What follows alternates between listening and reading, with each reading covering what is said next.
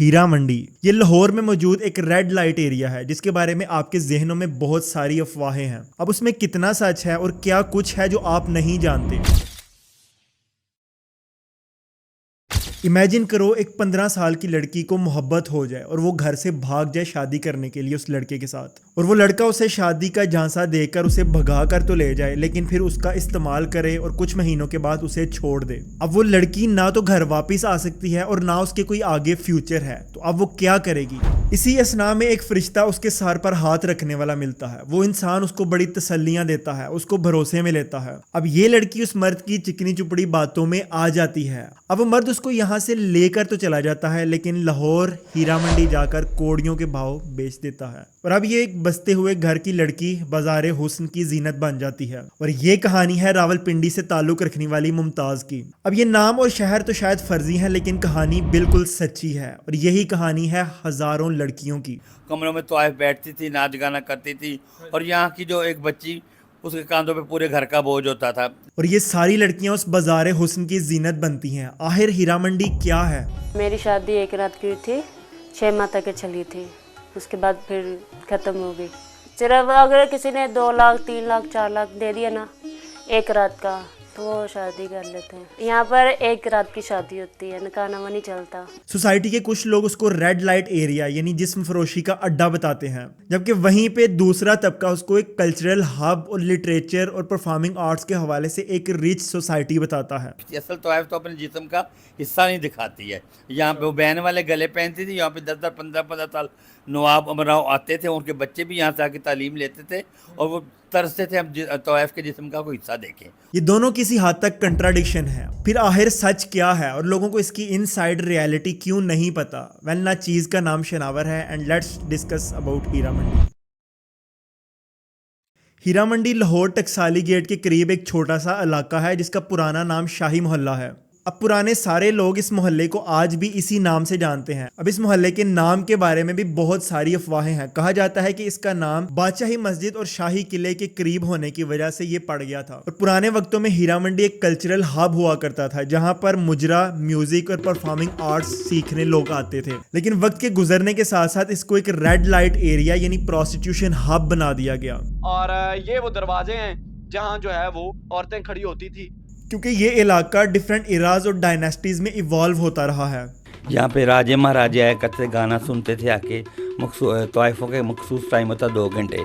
तो उसके बाद में फिर जैसे जैसे इंटरटेनमेंट बढ़ती गई, ये बाजार भी ख़त्म होता गया। हीरा मंडी का आगाज होता है 15वीं सदी में जब मुगल एम्पायर की शुरुआत हुई थी, और मुगलों के दौर में लाहौर का इलाका पूरे बरसगीर के लिए कल्चरल और पॉलिटिकल सेंटर हुआ करता था। इवन लाहौर शहर 1584 से लेकर 1598 तक बादशाह अकबर की सरपरस्ती में सब कॉन्टिनेंट में कैपिटल भी था। अब ये वो वक्त है जब हीरा मंडी का आगाज हुआ, और इसी वक्त में तवाइफें वहां पर रक्स भी किया करती थी। यहाँ पे 350 ऑफिस लगते थे एक मखसूस टाइम में, 11 से लेकर 1 बजे तक। और हमारी इंडस्ट्री की हर बड़ी हीरोइन इसी बाजार से गई है। अब जब आप लोग ये लफ्ज़ सुनते हैं तो आपके जहनों में प्रोस्टिट्यूशन या ऐसी कुछ चीज़ें आएंगी, लेकिन ये सच नहीं है।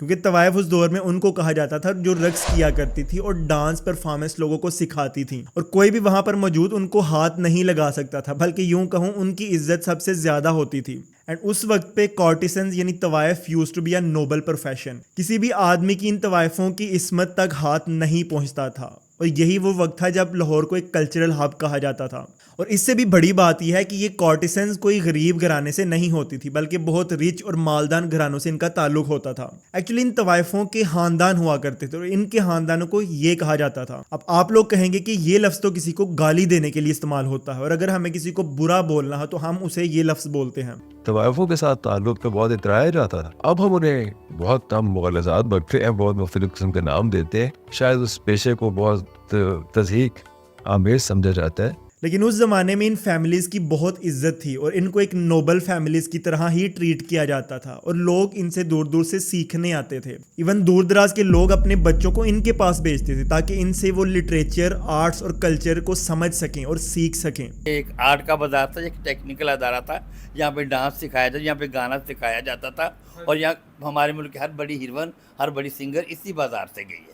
इवन इन खानदानों के घरानों में एक बड़ा अजीब सा कल्चर था। ये अपनी बहनों बेटियों को ड्रग्स करवाने के लिए लोगों के सामने लेके आते थे, लेकिन उसी वक्त में अगर इनके घर में बहू आ जाती थी तो वो बहू किसी के सामने नहीं आती थी और ना ही वो अपना चेहरा किसी को दिखा सकती थी। अब आज के ज़माने की नॉर्म्स के हवाले से आप इनको अगर तोलें तो ये बिल्कुल एक कंट्राडिक्शन है, लेकिन this is how they used to live. और बात सिर्फ यही तक नहीं बल्कि अफगानिस्तान, उज़्बेकिस्तान और सेंट्रल एशिया से औरतें यहाँ पर आती थी लिटरेचर, गज़ल, दादरा और मुजरा सीखने के लिए। और जितने भी मुगल बादशाह गुजरे हैं वो सारे इन कॉर्टिसन्स यानी तवाइफों को सपोर्ट किया करते थे और फाइनेंशियली ये बहुत ठीक ठाक होती थी उस वक्त पे। देखिए ये सारे फ़न को उस वक्त आर्ट के तौर पर समझा जाता था, जबकि बुरा नहीं था समझा जाता। इस वजह से ये सारी चीज़ें बरसगीर में बहुत आम थी। और ये सारा फ़न सिर्फ लाहौर में ही नहीं बल्कि कलकत्ता, लखनऊ और दिल्ली में भी मौजूद था। और ये वो वक्त था जब तवाइफों की बहुत इज्जत की जाती थी। तवाइफ सुन के शायद जो आपके माइंड में चीज़ें चल रही हों ऐसा कुछ भी नहीं था। और अपनी जगह ये बात भी ठीक है कि ये चीज़ें आहिस्ता आहिस्ता कम होना शुरू हो जाती हैं और ऐसी चीज़ें आ जाती हैं जिस वजह से इस हीरा मंडी को एक लानत के तौर पर देखा जाता है। और इसके बाद 1799 में महाराजा रंजीत सिंह लाहौर पर कब्जा कर लेते हैं और 1801 में पंजाब का वो खुद को हुक्मरान डिक्लेयर कर देते हैं।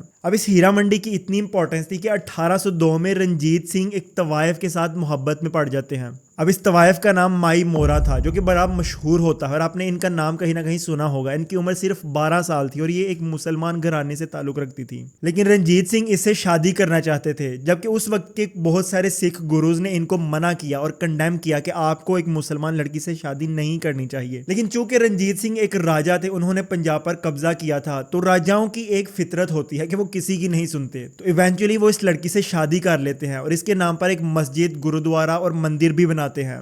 राजा रंजीत ने अपनी ज़िंदगी में 18 से 20 शादियां की, जबकि माई मोरा एक उनकी one of the most beloved wife थी। और इनकी जाने के बाद एक अलग कंट्रोवर्सी स्टार्ट हो जाती है कि अब सिख एम्पायर को कौन संभालेगा और कौन अगला राजा बनेगा सिख एम्पायर का। तो इवेंचुअली ये होता है कि मुख्तलिफ सिख गुरुज लाहौर के डिफरेंट रीजन्स को कैप्चर कर लेते हैं। मिस्री शाह से लेकर रावी रोड तक हीरा सिंह के कब्जे में आता है और इसी इलाके में हीरा मंडी भी पड़ती थी। गढ़ी शाहू से लेकर धर्मपुरा तक गोजर खां काबिज हो जाते हैं और इचरा बाजार से लेकर मुल्तान रोड तक कोल्हड़ा सिंह कैप्चर कर लेते हैं लाहौर को। अब चूंकि ये हीरा मंडी वाला रीजन हीरा सिंह के कब्जे में आया था, तो हीरा सिंह यहाँ पर एक ग्रेन मार्केट बहुत बड़ी खोलते हैं और हीरा सिंह इस ग्रेन मंडी से पूरे इलाके को एक इकोनॉमिकल हब भी बनाना चाहते थे। और यहाँ तरीदान ये कहते हैं कि इस शाही मोहल्ले का यहीं से फिर नाम हीरा दी मंडी से मशहूर हो जाता है और इवेंचुअली इसको हीरा मंडी कहना लोग स्टार्ट कर देते हैं। देखिए सिखों के दौर में इन तवाइफों को बहुत सपोर्ट किया जाता है और फाइनेंशियली इनकी बहुत हेल्प की जाती है। ना वो राजे रहे, ना महाराजे रहे, ना वो नवाब रहे। अब इंटरटेनमेंट इतनी हो गई है कि हम लोगों को कोई फंक्शन में नहीं बुलाता तो इन बेचारियों को कौन आके सुनेगा। क्योंकि उस ज़माने में ये सोचा जाता था कि ये वो तवाइफें हैं जो लोगों को लिटरेचर, अदब, म्यूज़िक, गज़ल्स ये सारी चीज़ें सिखाती हैं। लेकिन जैसे ही यहाँ पर सिख एम्पायर का खात्मा होता है और ब्रिटिश राज शुरू होता है, ब्रिटिशर्स इंडिया में आते हैं, ये मोहल्ला एक प्रोस्टिट्यूशन हब बन जाता है। 1849 ये वो साल था जब ब्रिटिशर्स पूरे इंडिया पर काबिज हो चुके थे और चूंकि उनके लिए सब कॉन्टिनेंट की कल्चरल वैल्यूज़ कोई ज़्यादा अहम नहीं थी, तो उन्होंने सोचा कि इस चीज़ को प्रोस्टिट्यूशन से रिवर्स कर दिया जाए और अपने मेहमानों और सिपाहियों के लिए ये जिस्म फरोशी का अड्डा बना दिया जाए। ब्रिटिशर्स ने सबसे पहले उन तवाइफों को मुकम्मल तौर पे अपने फौजियों के लिए राहत का सामान बना दिया। यानी वो तवाइफें जो मौसीकी को, आर्ट को, कल्चर को, मैनरिज्म को पाल रही थी, शरफा उनके पास आते थे, उनको उठा के वो बाज़ारों में ले आए फौजियों की राहत का सामान बनाने। क्योंकि उस ज़माने में ब्रिटिशर्स इन कॉर्टिसन्स को नाच गर्ल्स कहते थे, यानी नाचने वाली लड़कियां। और ये वो वक्त है जब ब्रिटिशर्स भी इस नाचने वाले काम को ठीक नहीं समझते थे और बहुत बिलो द बेल्ट समझते थे और इस तरह से वो इस इलाके में और बरसगीर में सो कॉल्ड विक्टोरियन मोरालिटी को इम्पोज करने की कोशिश करते हैं। देखिए मुझे पता है आप ये सुनकर बहुत हैरान हो रहे हैं कि गोरों के लिए औरत का नाचना कब से मयूब होने लगा, लेकिन ये सच नहीं है। तो जनाब ये वो साल थे जब गोरे भी औरतों का जिनसी एहतसाल करते थे एंड इवन औरतों को वोट देने की परमिशन तक नहीं थी। तो ब्रिटिशर्स ये सोचते हैं कि ये क्या नाचने वाला अड्डा बनाया हुआ है, ये हमारे मेहमानों और हमारे सोल्जर्स के लिए एक ऐसी जगह बनेगी जहां से वो ज़हनी और जिस्मानी सुकून हासिल कर सकें। देखिए ब्रिटिशर्स के आने से पहले हीरा मंडी में 1500 से 2000 तवाइफें रक्स किया करती थी जो पूरी पूरी रात संगीन के महफिलें लगाया हुआ करती थी। यानी देर रात तक इन कोठों से तबले, नाचने और गाने की आवाज़ें आया करती थी। लेकिन इन ब्रिटिशर्स के आने के बाद उन्होंने इस इलाके को सिर्फ ब्यूरोक्रेट्स, पॉलिटिशियंस, इन्फ्लुएंसर्स, अपने सोल्जर्स के लिए जिनसी लज्जत का एक ठिकाना बनाया हुआ था इस इलाके को। अब चूंकि ब्रिटिशर्स के आने के बाद इन कोठे वालियों को फाइनेंशियली सपोर्ट मिलना भी बंद हो गया था, तो आहिस्ता आहिस्ता से ये तादाद कम होती जा रही थी और ये तवाइफे पूरे लाहौर में फैलती चली जा रही थी। और गुर्बत और पे की भूख मिटाने के लिए औरतों को ऐसा काम करना पड़ता था जो उनसे मजबूरन करवाया जाता था। ये फोटो देखें, ये ओरिजिनल उस हीरा मंडी की फोटो है और उस वक्त एक गोरे ने ये कैप्चर की थी जब ये महाफिल लगा करती थी। और इसके बाद जंग आज़ादी के वक्त जब हम इन ब्रिटिशर्स से आज़ादी के लिए जंग लड़ रहे थे, तो इन कोठे वालियों ने उन फ्रीडम फाइटर्स और रेबल्स को अपने यहाँ ठिकाना दिया था और इसी तरह इंडिपेंडेंस मूवमेंट में अपना रोल भी प्ले किया था। लेकिन उस वक्त ये एक प्रोस्टिट्यूशन हब बन चुका था।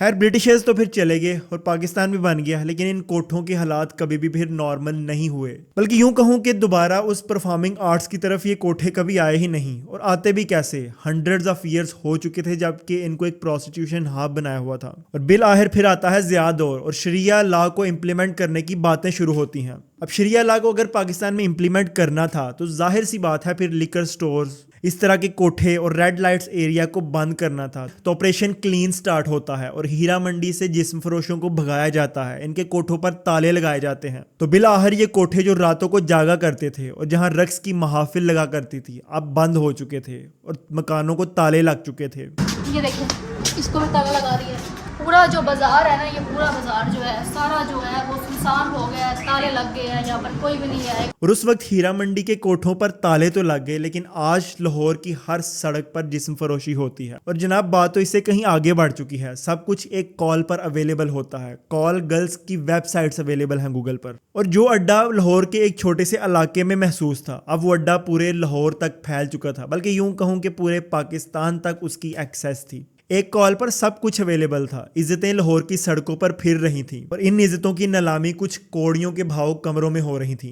और जहां तक दीनी अहकामात की बात की जाए तो उनका इन लोगों से, इन कोठों से तो पहले से ही कोई ताल्लुक नहीं था और ना ही इन लोगों का दीनी अहकामात से कोई ताल्लुक था, क्योंकि औरतों के पास अब गरीबी का बहाना बनाकर इज्जतों को नीलामी करके पैसे बटोरने का एक धंधा मिल गया था। और यहाँ पर जिसके पास पैसे आसानी से आ रहे हों, भाई वो मेहनत क्यों ही करे। लेकिन हम तो मेहनत करके ही ऊपर आएंगे और सबको बताएंगे कि मेहनत की भी कोई वैल्यू होनी चाहिए नहीं। तो मैं मिलता हूं आपसे अगली वीडियो में। Till then take very good care of yourself. अल्लाह हाफिज।